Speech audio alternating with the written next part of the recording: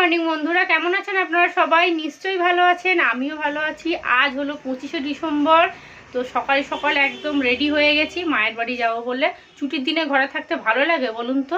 Tishan ready হয়ে গেছে, আমিও রেডি হয়ে গেছি, খালি চলে যাব। বাড়ি থেকে ফোন করছে আসবে কিনা, কারণ আমার তো কোনো ঠিক নেই। মানে কালকে বলবো যাব, সকালবেলা হঠাৎ করে ক্যান্সেল। তো চলুন চলে যাব। তন্ময়কে রান্না বান্না করে দিয়ে দিয়েছি, ডিমের ঝোল ভাত করেছিলাম, ওকে দিয়ে দিয়েছি, ও চলে গেছে নিয়ে। কালকে ওকে বললাম যে আজকে ছুটি নাও না, চলো না একটুখানি চিড়িয়াখানায় যাই। না, আজকে ছুটি নেওয়া যাবে না, ছুটি নিতে পারবো না, ওইখানে মাল যাবে, এইখানে ওই যাবে সেই যাবে। ও বাবা, ও কত রকম। সব সময় টাকা টাকা করলে হবে? টাকার বাইরেও যে একটা জীবন আছে সেটাও কিছু কিছু মানুষ বোঝে না, জানেন তো। তো যাই হোক, এইসব মানুষকে নিয়েই থাকতে হবে, কারণ নিজেই তো বেছে নিয়েছি, কোথায় আর যাবো। চলুন, রেডি হয়ে গেছি, বেরিয়ে যাব। আর আজকের দিনে আর দুঃখ করব না, তাহলে আপনাদেরও মনটা খারাপ লাগবে।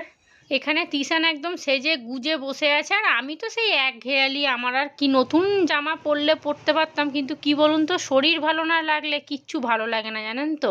তবুও মনটাকে একটুখানি ফেরাবার জন্যই মায়ের বাড়িতে যাওয়া, নাহলে তো একদমই ইচ্ছাই করছে না। আর বাবা বারবার বলছে চলে আসবি, ঘরে একা কি করবি। চলুন, এখানে এবার বুট পরবে, সেই নিয়ে একটু ঘষাঘষি চলছে। মানে বুট পরে যাবে, কোথাও একটা বাইরে ঘুরতে গেলাম, সেখানে বুট জিন্স একদম ফিটফাট হয়ে গেলাম, ঠিক আছে। কিন্তু এই বলুন, রোজের যাওয়া, সেখানে কি বুট পরে যাবে বলুন তো, দেখতে কেমন একটা লাগে না? আর চার্জারটা সঙ্গে করে নিয়ে নিলাম, কারণ ভিডিওটা গিয়ে এডিট করব, ভয়েস দেবো, ভিডিওর কাজ এখনও কিচ্ছু হয়নি। তো চলুন, এই হচ্ছে আমাদের সেকেন্ড গেট। এখান থেকে আমরা বাজার দোকান সব কিছু করি। এখানেই আমাদের মাছ বাজার বসে, এপার থেকেও নিই, আবার কখনো কখনো ওপার থেকেও নিই। ওপারেও একটা বাজার আছে, আবার এপারেও একটা বাজার আছে। তো বেশিরভাগটা আমরা এপার থেকেই নিই, ওপারে খুব একটা যাই না। আমাদের এখান থেকে মায়ের বাড়ি গেলে একটা প্রবলেম কি বলুন তো, টোটো পাওয়া যায় না। অনেকক্ষণ ধরে দাঁড়িয়ে থেকে থেকে তারপরে হয়তো একটা টোটো পাওয়া যায়।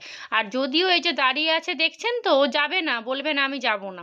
আর এই যে এই টোটোওয়ালাটাকে জিজ্ঞেস করছিলাম যাবেন, বলছে না আমি ওদিকে যাব না। তো এই একটা সমস্যা, জানেন তো। লাস্টে দাঁড়িয়ে থেকে থেকে হেঁটে হেঁটেই বাড়ি যেতে হলো। তো এই সামনে থেকেই দেখছি কেক বিক্রি করছে। আজকের দিনে একটু হাতে করে কেক না নিয়ে গেলে বলুন কেমন লাগে। তো একটা কেক নিয়ে নিচ্ছে, একটু বড় দেখেই, যেহেতু বাড়িতে তো লোক অনেক। তবুও কি বলুন তো, বাক্সগুলো অনেক বড়, জানেন তো, ভিতরে থাকে একটুখানি, জানেন। মা যখন সন্ধেবেলা কেকটা বার করেছে, মানে সবাইকে দেবে বলে, একদম সরু লম্বা, মানে কি বলবো, সবার তো 10-12 জনের কেক, তো এটা দুটো নিলে তাহলে হতো।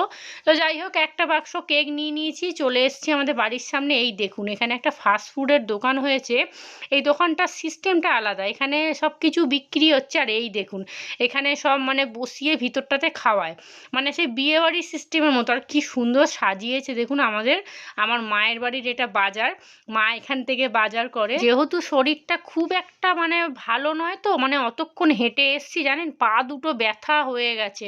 আর হাতে পায়ে না জোরও পাচ্ছি না। কাল পরশুর মধ্যেই আমাকে আবার একবার ডাক্তারখানা যেতে হবে। মানে উনি এমনি ডাক্তারবাবু বলেছিল যে 10 দিন পরে একবার এসে রিপোর্টটা দেখিয়ে যাবেন। তো আমাকে এমনিও যেতে হবে, কারণ ওষুধ শেষ হয়ে এসছে। তো বাবা বলছে তুই গিয়ে বলবি যে আমার এরকম মানে হাতে পায়ে জোর পাচ্ছি না, মানে শরীরটা যেহেতু দুর্বল, তো তো সেই জন্য কাল পরশু করেই যেতে হবে, কারণ হাত পা না ঝিনঝিন করছে, পা হাতে কোনো মানে জোর নেই। আর চলে এসেছি বাড়িতে, এসেই দেখছি বাবার খুবই শরীর খারাপ। বলছে কি না যে পটি হচ্ছে।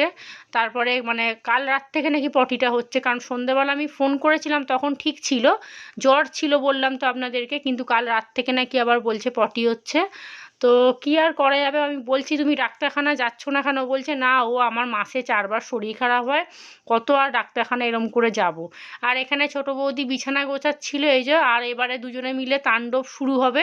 মানে দাঁড়ান, জামা কাপড়টা তিশান ছাড়ুক, ছেড়ে তারপরে রেডি সেডি গো হয়ে ছাদে যাবে, তারপরেই তুলকালাম শুরু করে দেবে। এই দেখুন, জামা কাপড় ছেড়ে চলেও এসেছে, গেঞ্জি খোলা হয়ে গেছে।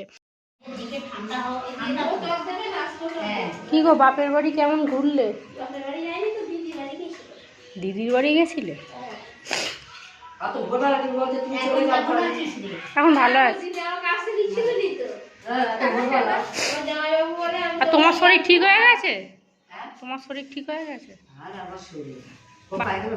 তোর মধ্যে হাত পা যন্ত্রণা পাচ্ছে। আর এগুলো আগের দিন রাত্রিবেলা মাংস মশে খেয়েছে, তারপর দুপুরবেলা আবার ডিম খেয়েছে। গ্যাস হয়ে গেছে, গ্যাস আমাদের বলে আমার সামার সব হয়েছে। চলে এসেছি ছাদে। শীতকাল মানেই হচ্ছে ছাদে রোদ্দুরে একটু বসা, আর ওই পাশে জেঠিমা থাকে, জেঠিমার সাথে একটু গল্প করি।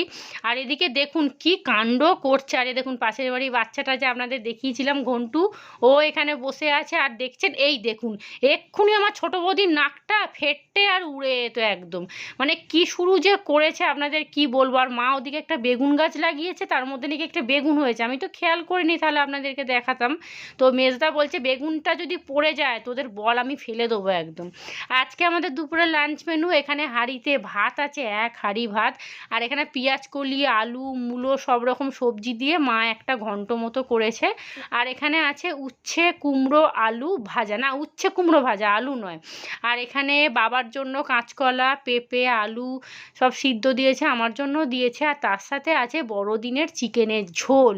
কালারটা একদম আমার মতো হয়েছে। মা যখন মাংস কষায় জানেন, পুরো বাড়ি গন্ধে মোমো করে। আমি আর যে কেন ওটা হয় না কি জানি। আর এদিকে বেগুন ভাজাটা এখনো হচ্ছে। মাকে বললাম দাঁড়াও আমার বন্ধুদেরকে একটুখানি দেখিয়ে দিই। এই হলো আজকে দুপুরের লাঞ্চ মেনু, অনেক কিছুই হয়ে গেছে টুকটুক করে। আর এখানে মায়ের রান্নাবান্না কমপ্লিট, এবারে রান্নাঘরটা পরিষ্কার করবে। আর আমাদের এখানে না রান্না স্ল্যাপ করা হতো, কিন্তু আমার মায়ের কোমরের যন্ত্রণা তো, অতক্ষণ দাঁড়িয়ে না মা স্ল্যাপে না রান্না করতে পারবে না, সেই জন্য গ্যাসে স্ল্যাপ করা হয়নি, শুধু বেসিনটাই করা হয়েছে। আর এদিকে ঠাকুমা শুয়ে আছে রোদ্দুরে। আর এই ঘরটা পুরো ফাঁকা, কারণ বৌদি গেছে ছাদে। দুপুরবেলা সবাই খেতে বসে গেছে, আমার প্রথমেই খাওয়া হয়ে গেছে, আমি 1টার সময় খেয়ে নিয়েছি। এখন বাজতে যায় প্রায় 2টো। এখানে ছোট বৌদি, বড় বৌদি, ঠাকুমা, মা সবাই বসে পড়েছে খেতে। আর বড়দার মেয়ে আমাকে সকাল থেকে বলছে আমি একটা প্রাইজ পেয়েছি পিসি, তোমাকে আমি দেখাবো, তুমি ভিডিওতে দেখাবে? তখন আমি বললাম ঠিক আছে দাঁড়া, আমি তাহলে ভিডিওতে দেখাবো। এইটা কুইজ হয়েছিল, তো সেখানে ও 3rd হয়েছে, দেখতেই পাচ্ছেন 3য় স্থান লেখা আছে। আর এখানে কী সব বইপত্র সব দিয়েছে এগুলো। তো আমি বললাম তো খুব ভালো তাহলে। আর ও খুব সুন্দর আঁকে জানেন তো, আঁকায় ও ফার্স্ট হয়েছিল, 100তে 99 পেয়েছিল ও। এত সুন্দর আঁকে, আপনাদেরকে একদিন আঁকা দেখাবো। আর ওকে বলছি হ্যাঁ রে এইটা কী গেঞ্জি পরেছিস, বাবার গেঞ্জিগুলোকে পরে বসে থাকে জানেন, উল্টো গেঞ্জি পরেছে দেখতে পাচ্ছেন। বিকেল এখন 5টা বাজতে যায়, একটুখানি শুয়েছিলাম, তারপর উঠলাম, কারণ রেডি হব, বাড়ি যাব, 6টার মধ্যে চলে যাব, কারণ তন্ময় চলে আসবে, ফোন করেছিল। আর এইখানে হঠাৎ করে মানে মনে পড়লো যে মেজদা একটা শোকেস কিনেছে। আমার বাড়ির সামনেই যে ফার্নিচারের দোকানটা আছে ওখান থেকেই কেনা হয়েছিল, আমি আর মা দুজনে মিলে পছন্দ করে নিয়ে এসেছিলাম। তো শোকেসটা আপনাদেরকে একটু দেখাই, আপনাদেরকে তো দেখানো হয়নি, কেমন হয়েছে বলবেন ঠিক আছে? আমার তো খুব ভালো লেগেছে। সন্ধ্যা এখন 6টা বাজতে যায়, চলুন এবারে রেডি হয়ে গেছি, ব্যাগটা হাতে নেবো আর একদম টোটোয় উঠে সোজা বাড়ি। আর এখানে সবাই মিলে বসে একটু রচনা ব্যানার্জির একটা সুন্দর সিনেমা হচ্ছিল দেখছিলাম, কিন্তু আমার তো আর দেখলে হবে না, বাড়ি চলে যেতে হবে। তো চলে এসেছি বাড়ির সামনাসামনি, ফুচকা একটা দেখলাম বসেছে, এমনি রাস্তাঘাট না দেখছি পুরো ফাঁকা, 25শে ডিসেম্বর তো তিশান্ত ফুচকা খাবেই।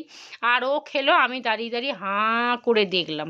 তো এখানে তন্ময় বাড়ি চলে এসছে, একটা কেক নিয়ে এসছে, 25শে ডিসেম্বর, কেক না খেলে হয় বলুন তো?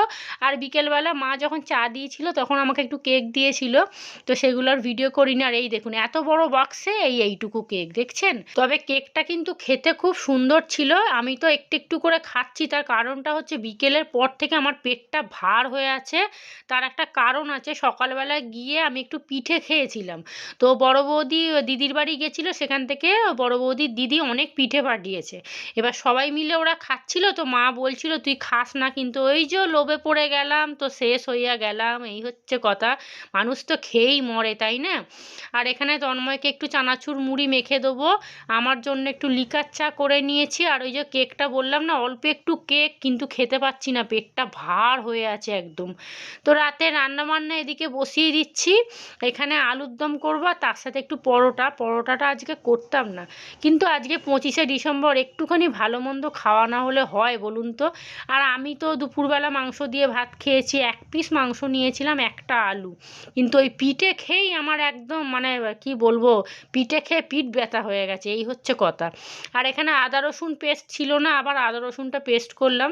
শরীরটা ভালো লাগছে না, কিন্তু রান্না তো করতেই হবে। আর কি বলুন তো, মানে গ্যাস হলে দেখবেন গা হাত পা ঝিনঝিন করে, শরীরটা কেমন দুর্বল লাগে, হাতে পায়ে জোর পাওয়া যায় না, তো সেটাই হয়েছে, আমার পুরো অম্বল হয়ে গেছে। তার উপরে সন্ধেবেলা ছোটো বৌদি একটু দুধ চা করে দিয়েছিল, অল্প, আমাকে 1 কাপ দিয়েছে, কিন্তু আমি না হাফ কাপ খেয়েছিলাম, তাতেই পুরো অম্বল হয়ে গেছে, মানে টক একটা ঢেকুর উঠছে।